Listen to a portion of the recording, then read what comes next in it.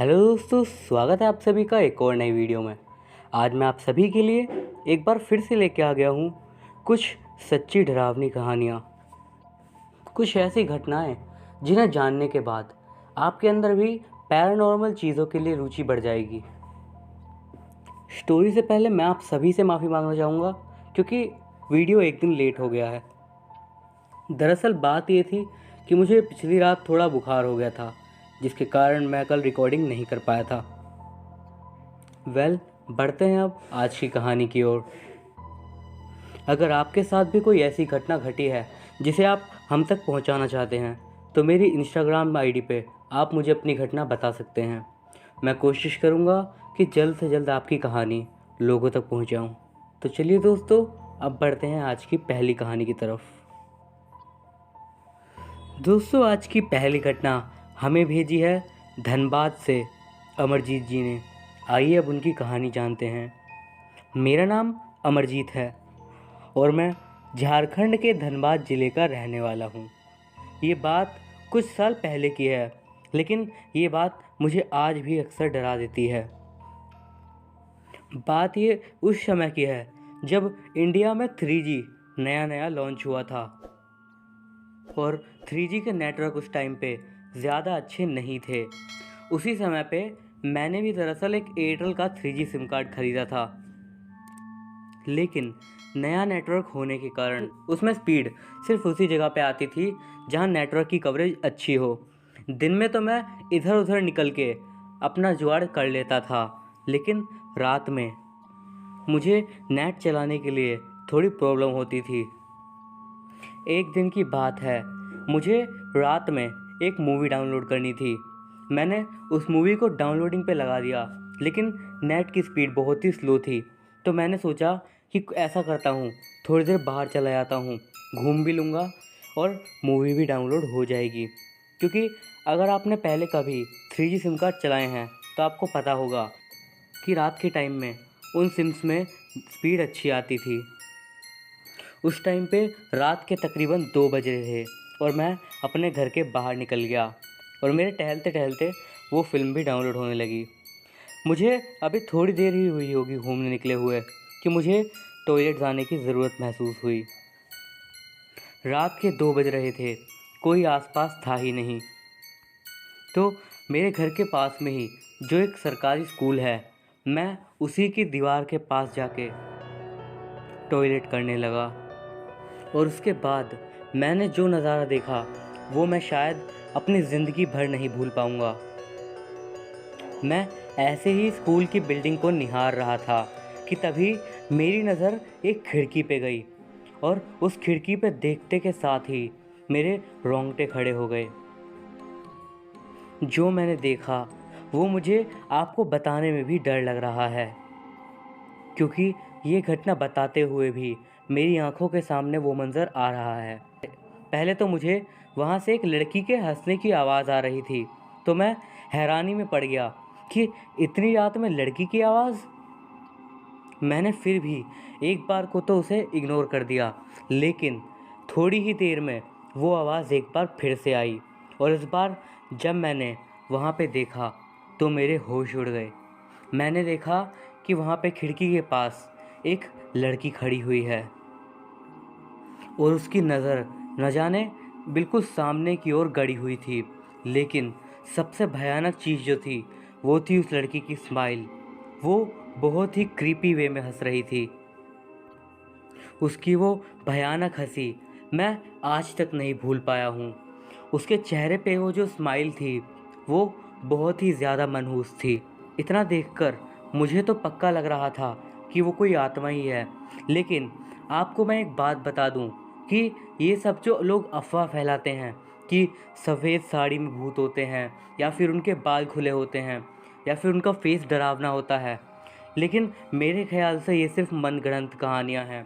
वो बिल्कुल अलग ही थी, मानो उसके पीछे से सिर्फ सफ़ेद चमक आ रही हो।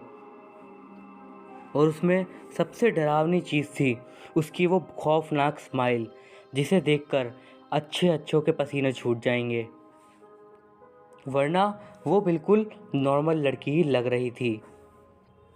उसे देखकर मेरी हालत इतनी ज़्यादा ख़राब हो गई थी कि मानो उस जगह पे मैं खड़ा खड़ा पैरालाइज हो गया था।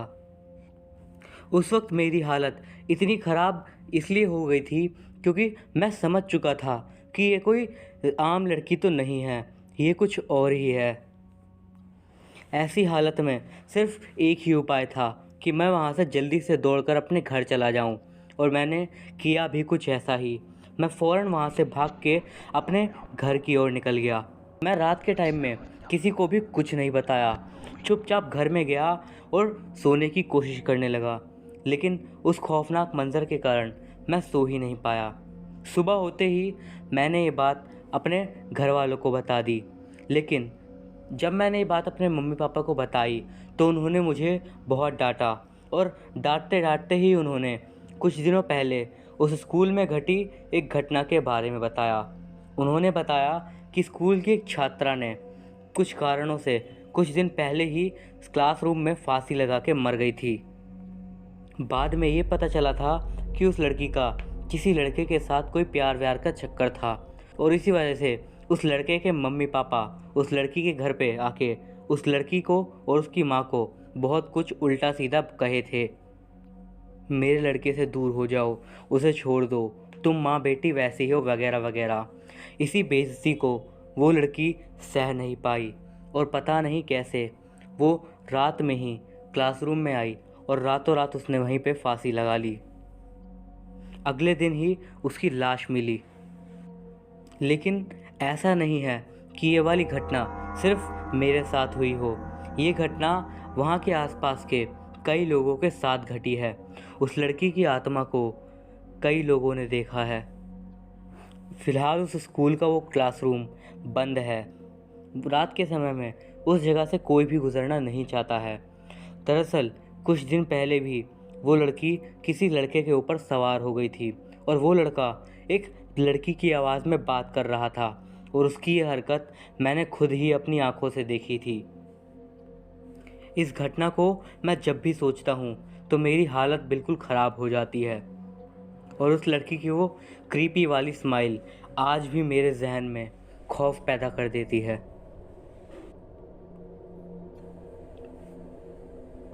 ये तो थी मेरे साथ घटी इस तरीके की पहली घटना।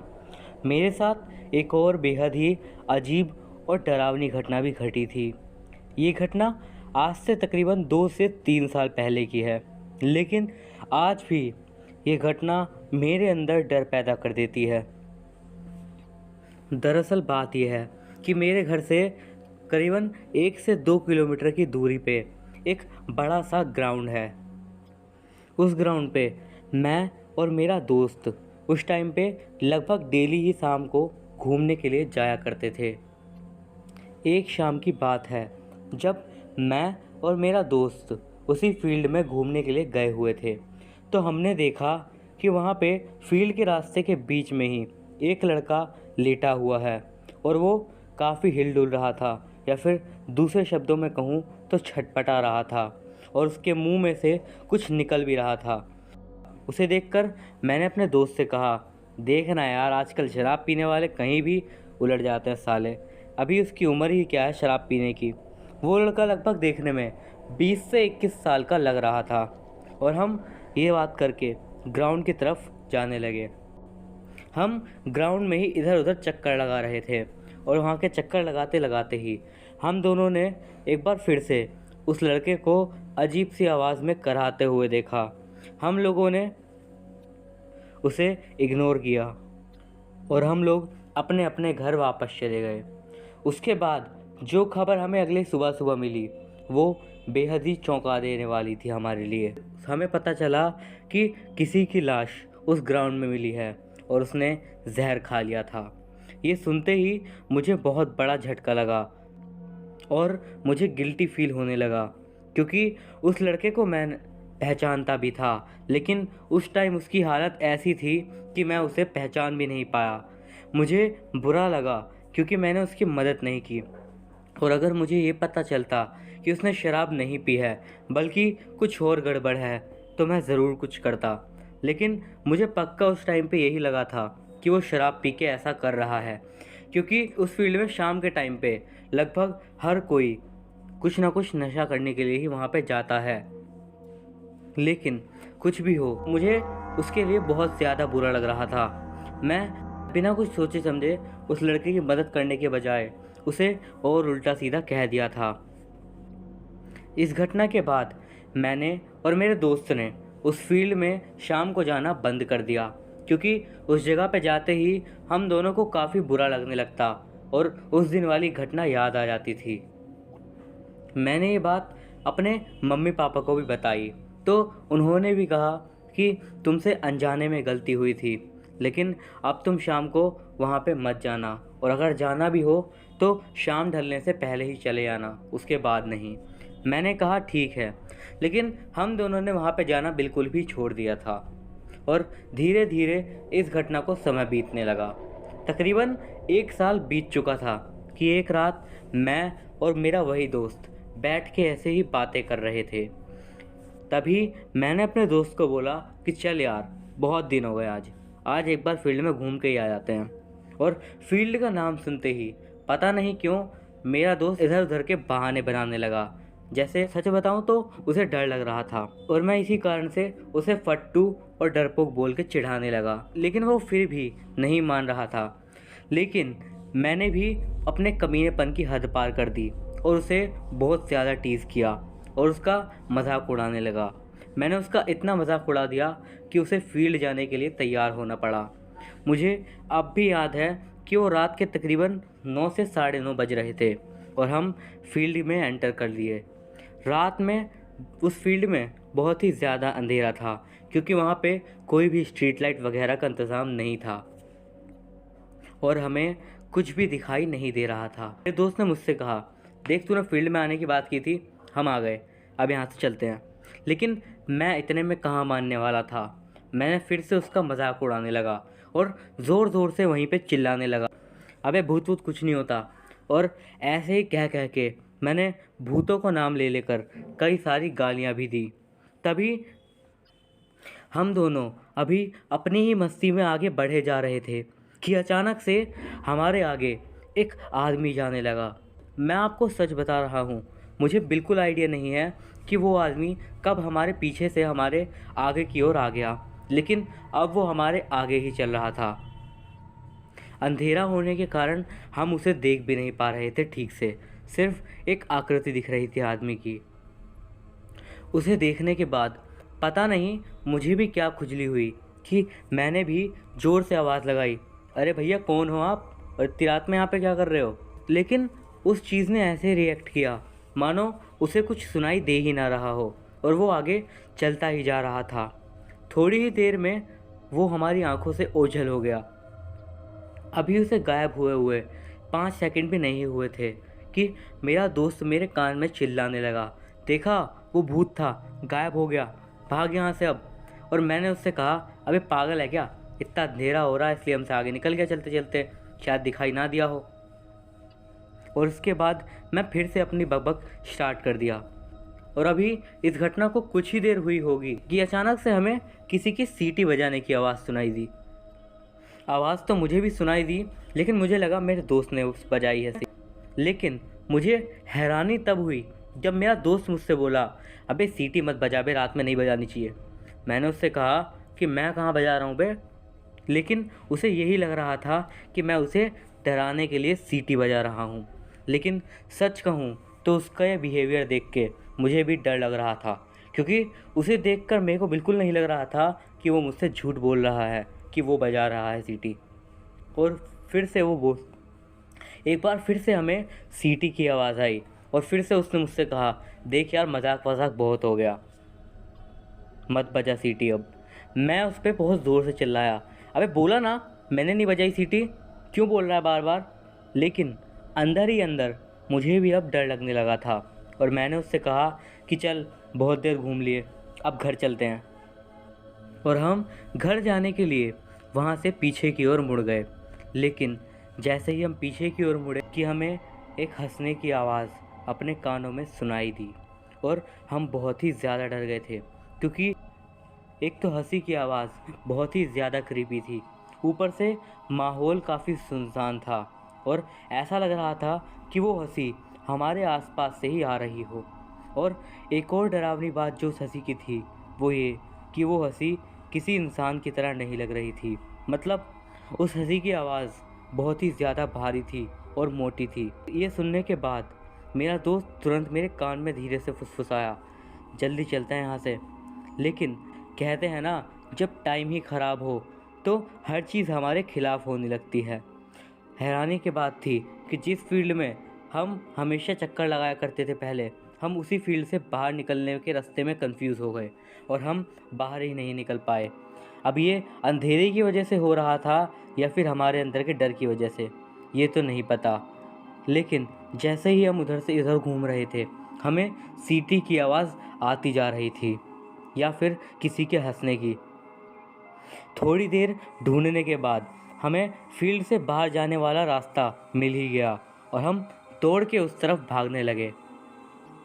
लेकिन तभी एक बेहद ही अजीब और डरावनी घटना घटी। वहाँ पे अचानक से एक तरफ से बहुत सारे कुत्ते आ गए और वो मानो एक सर्कल सा बना के भौंकने लगे। उन्हें देखकर ऐसा लग रहा था जैसे उनके घेरे के बीच में कोई खड़ा हो और वो कुत्ते उसी तरफ देख के भौंके जा रहे थे। और हैरानी की बात तो ये थी, उनमें से किसी कुत्ते ने हमारी ओर ध्यान भी नहीं दिया था। हम जैसे ही थोड़ा आगे बढ़े तो अचानक से वो कुत्ते एक बार फिर से दौड़ के आए और हमसे कुछ ही दूरी पे आके एक बार फिर से सर्कल सा बना के भौंकने लगे थे। उन्हें देखकर ऐसा लग रहा था कि शायद उन्हें कुछ ऐसा दिखाई दे रहा था जो कि हमारी आंखों के सामने नहीं दिख रहा था। अब वो साया था या फिर वो जो कुछ भी था, वो डेफिनेटली हमारा पीछा कर रहा था, क्योंकि कुत्ते उसे बार बार घेर घेर कर भौंक रहे थे। मानो कुत्ते पहले एक जगह पे थे और जैसे ही हम थोड़ा आगे बढ़ते तो वो भी थोड़ा आगे घेरा बना के भौंकने लग जाते, जैसे वो भी किसी चीज़ का पीछा कर रहे हों। जैसे तैसे फाइनली हम दोनों फील्ड से किसी तरह बाहर निकल गए और कुत्ते भी फील्ड के आखिर में जाकर, जहाँ फील्ड ख़त्म होता है और जहाँ से घरों का इलाका शुरू हो जाता है, उस जगह पे आके कुत्ते भी वहीं पे खड़े हो गए और वहीं से हमारी ओर देखते देखते ज़ोर ज़ोर से भौंकने लगे। जब हम दोनों थोड़ा गलियों की साइड आए और जहाँ पे घर वर थे, उन्हें देखकर हमारी जान में थोड़ी सी जान आ गई थी। हमें वैसे यकीन तो नहीं हो रहा था कि हमारे साथ ऐसा कुछ घटा है, लेकिन उस रात की जो घटना थी वो बेहद ही ज़्यादा डरावने वाली थी।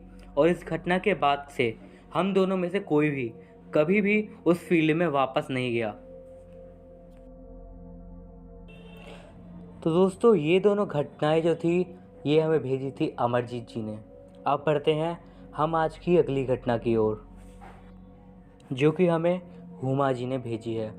आइए अब उनकी घटना को उन्हीं के नज़रिए से जानते हैं। ये मेरी बिल्कुल सच्ची दास्तां है और ये घटना तब शुरू हुई थी जब आज से 10 साल पहले मेरी शादी हुई थी। उस वक्त मेरी एज 18 साल की थी और शादी से पहले मैं दिल्ली में रहती थी। शादी करने के बाद मैं मुंबई आ गई। बाद में ससुराल वालों के साथ कुछ प्रॉब्लम हो गई थी, जिसकी वजह से 1 साल बाद हम लोग अलग हो गए और मेरे हस्बैंड ने एक अलग घर ले लिया था रेंट पे। मैं उस टाइम दिल्ली में रहती थी अपनी मम्मी के घर पे। मेरे हस्बैंड बाद में मुझे लेकर मुंबई आ गए, उसी घर में जो हमने बाद में रेंट पे लिया था। उस घर में जब मैं पहली बार ही गई थी तभी मुझे कुछ अजीब सी फीलिंग आने लगी थी, मानो उस घर में कुछ रौनक थी ही नहीं। और उस घर में वैसे भी बाहर की नेचुरल लाइट बहुत कम आ रही थी। मेरे हस्बैंड ड्राइविंग का काम करते थे, इसीलिए उस घर में शिफ्ट होने के बाद वो अपने काम पे चले गए। उनके आने का कोई टाइम नहीं था। वो जब काम पे चले जाते थे तो मैं बिल्कुल अकेली रहती थी। मुझे उस समय तक अकेले रहने की आदत भी नहीं थी, लेकिन क्या करती, जब से उस घर में रहने लगी तो मुझे अजीब अजीब से सपने आने स्टार्ट हो गए।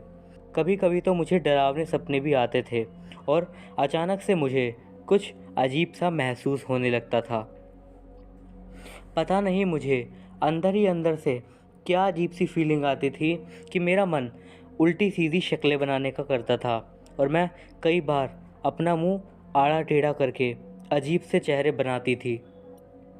एक दिन मेरे हस्बैंड सुबह सुबह 6 बजे ही काम पे चले गए थे और उनके जाने के बाद मैं फिर से सोने लगी थी। मैं अभी बेड पे लेटी ही थी कि अचानक से मुझे ऐसा महसूस होने लगा कि मेरे बराबर में भी कोई सोया हुआ हो। मैं नींद में ही थी, लेकिन पता नहीं मुझे क्या हो रहा था। मैं उसे हटाने की ऐसे ही बहुत कोशिश कर रही थी, लेकिन वो नहीं हटी। फिर अपनी नींद डिस्टर्ब करने के बाद जैसे ही मैंने उठ के देखा तो वहाँ पे कोई भी नहीं था। मुझे लगा कि शायद मेरा ही वहम होगा और मैं फिर से लेट गई। इस बार मैं बिल्कुल सीधी लेटी थी और इसके बाद जो मेरे साथ हुआ वो बेहद ही ज़्यादा भयानक था। मैंने देखा अचानक से जब मैं अपने करवट बदलने की कोशिश कर रही थी तो मैंने महसूस किया कि मैं हिल ही नहीं पा रही हूँ। मेरी पूरी बॉडी एक झटके में मानो पूरी पैरालाइज हो गई थी। मेरी केवल आँख खुल पा रही थी और जब मैंने अपनी आँख खोल के देखा तो मेरा खून जम गया। मैंने देखा कि मेरे सामने एक बूढ़ी औरत खड़ी है जिसके बाल बिल्कुल सफ़ेद थे और उस बूढ़ी औरत ने काले रंग के कपड़े पहने हुए थे। एक पलक झपकते के साथ ही वो बूढ़ी औरत मानो मेरे बिल्कुल छाती के ऊपर ही आके खड़ी हो गई। मैं कुछ भी नहीं कर पा रही थी। मेरे को रोने का मन कर रहा था। मुझे बहुत ही ज़्यादा डर लग रहा था। डर के मारे हालत बिल्कुल ख़राब थी मेरी उस समय, लेकिन मुंह से पता नहीं क्यों आवाज़ ही नहीं निकल रही थी। मैं बहुत ज़ोर से चीखना चाहती थी, लेकिन पता नहीं क्यों चीख ही नहीं पा रही थी। थोड़ी देर बाद पता नहीं कैसे खुद ही सब कुछ नॉर्मल, जैसे ही मैंने अपनी पलकें झपकाई तो वो बूढ़ी औरत भी मेरे सामने से गायब हो गई। लेकिन ये तो इन सब घटनाओं की सिर्फ शुरुआत थी। उस दिन के बाद मैं जब भी सोती थी, चाहे दिन हो या फिर रात, मेरे साथ ऐसा ही होता था। इस घटना से मैं बहुत ही ज़्यादा परेशान हो चुकी थी। मैं इतना डर गई थी कि सोने के बारे में मैंने सोचना भी बंद कर दिया था और बस जागती ही रहती थी। मुझे अपनी नींद पूरी करने के लिए अपनी मौसी के यहाँ पे जाना पड़ता था, जो कि पास ही में रहती थी। लेकिन जब भी मैं अपनी मौसी के घर से लौट के घर आती थी तो पता नहीं क्यों वो घर मुझे बेहद ही डरावना सा दिखता था। कभी कभी दीवारों पे कुछ परछाइयाँ भी नज़र आती थी। जब मेरे साथ ऐसी घटनाएं बढ़ती चली गईं तो मेरे हस्बैंड ने वो घर खाली कर दिया।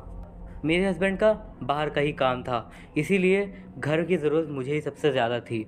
अब हमने दूसरी जगह शिफ्टिंग कर ली थी और कुछ दिनों तक वहाँ पे भी मुझे डरावने सपने आते थे और दीवारों पर परछाइयाँ भी दिखती थी। लेकिन कुछ टाइम बाद सब कुछ नॉर्मल हो गया और अब सब कुछ ठीक है। लेकिन जब भी मैं उस घटना को याद करती हूँ तो मेरे रोंगटे खड़े हो जाते हैं।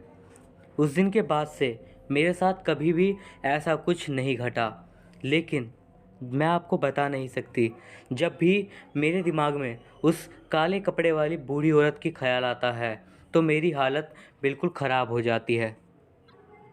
उसके बारे में सोचते ही के साथ ही मेरे मन में एक डर की बहुत तेज़ लहर दौड़ जाती है। इस घटना को याद करके मेरे रोंगटे आज भी खड़े हो जाते हैं। अब ज़िंदगी बहुत बदल गई है और अब मेरे प्यारे प्यारे से 3 बच्चे भी हैं। लेकिन ये घटना एक ऐसी घटना है जो कि मैं ज़िंदगी भर नहीं भूल पाऊँगी। मेरे साथ घटी ये इस तरह की इकलौती घटना है। तो दोस्तों, ये थी हमारी आज की कुछ सच्ची डरावनी कहानियाँ। अगर आपको ये वीडियो अच्छा लगा हो तो इस वीडियो को लाइक ज़रूर कीजिएगा। इस वीडियो पे हम एम रखते हैं 500 लाइक्स का। मैं अभिषेक मिलता हूँ आपसे अगली वीडियो में। और हाँ, अगर आपने ये चैनल अब तक सब्सक्राइब नहीं किया है तो सच्ची डरावनी कहानियाँ सुनने के लिए मेरा चैनल सब्सक्राइब ज़रूर कीजिएगा। Good bye.